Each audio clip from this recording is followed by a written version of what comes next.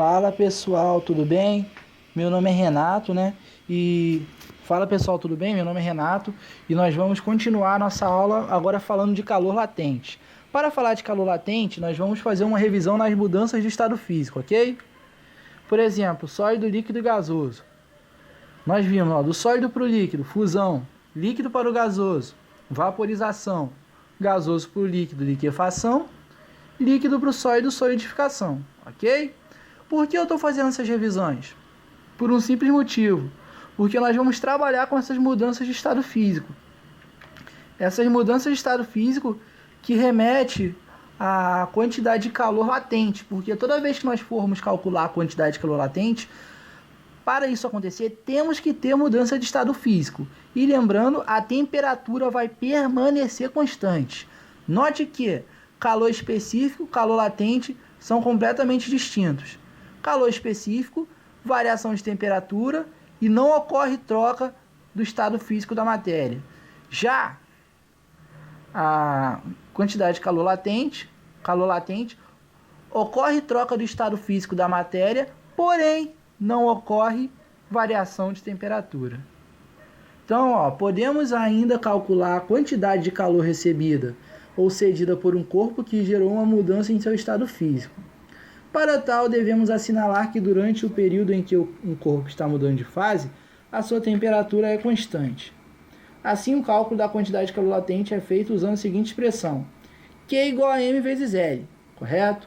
Onde Q é a quantidade de calor, M é a massa e L é o calor latente, correto?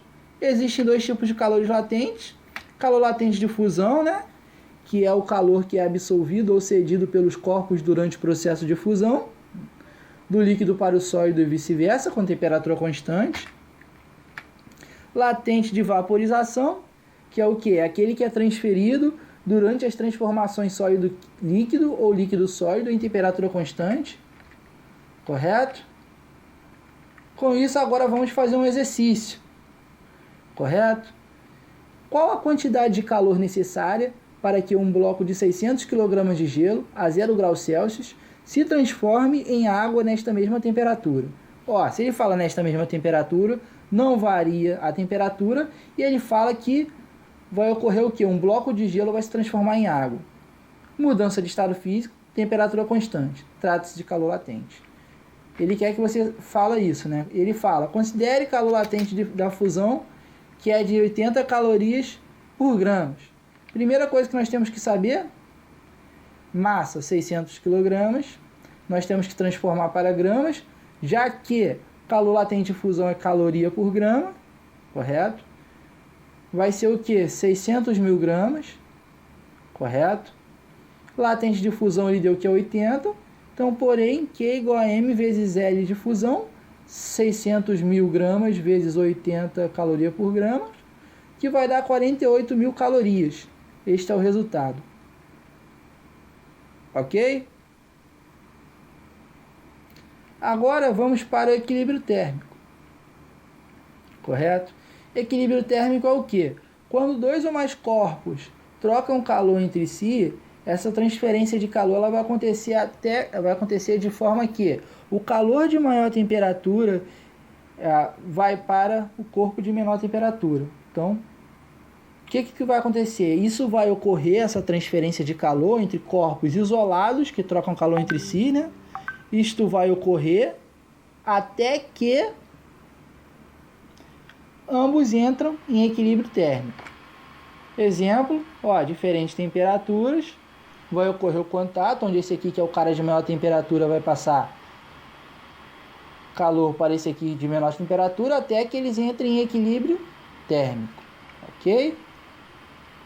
Esse fato é representado através de uma fórmula, somatório de I igual a 1 a NQI igual a 0, ou seja, o somatório de todas as quantidades de calor igualado a 0, correto?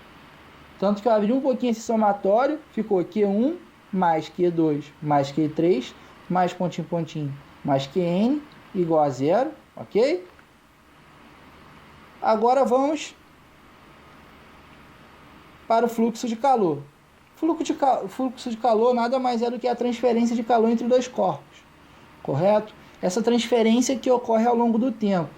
E ele é usado através da seguinte fórmula: Q, que é a quantidade de calor, dividido pela variação do tempo. Ou seja, pega, por exemplo, no equilíbrio térmico, a troca de calor entre esses corpos em função do tempo, o tempo que demora para ocorrer essas trocas.